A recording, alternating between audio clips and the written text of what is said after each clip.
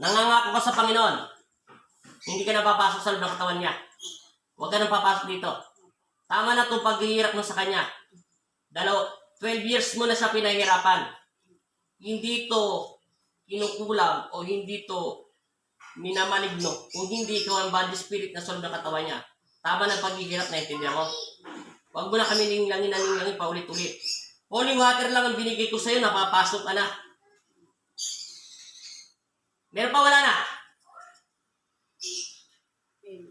Kalas ng kalas.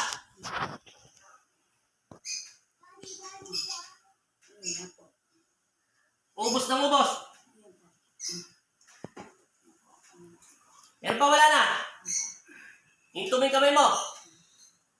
Mangangako ko sa Panginoon Kristo, huwag ka nang babalik dito, ha? Palalayasin kita sa loob ng katawan niya.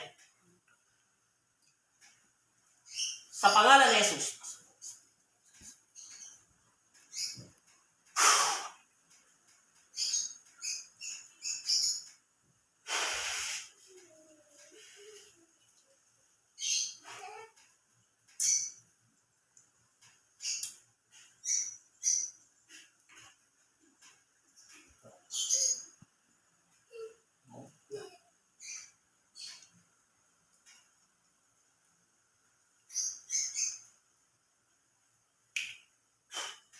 Christina, gumising ka.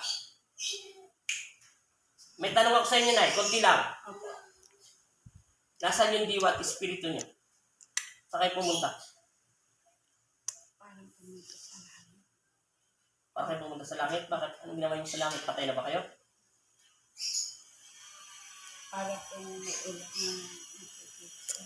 Parang may ulap kayo nakikita. Sino nakita ninyo sa ulap? Haas ba? Ano? Tingnan niyo muna yung kamay niyo. Bigyan mo muna ako ng tubig. Iya. Tubig. Oh.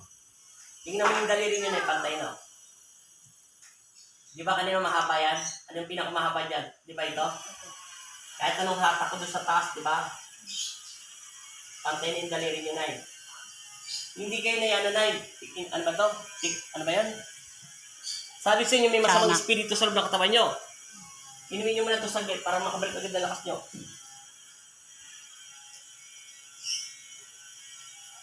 Inumin nyo ito. Saglit ito bila.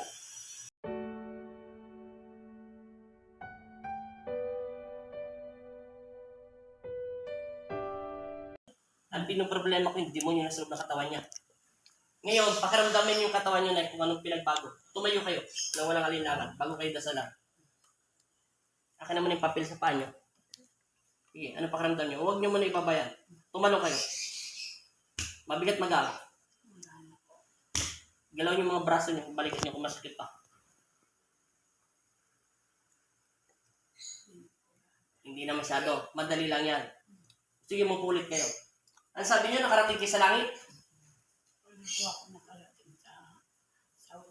Para kayo nakatungtong sa ulap.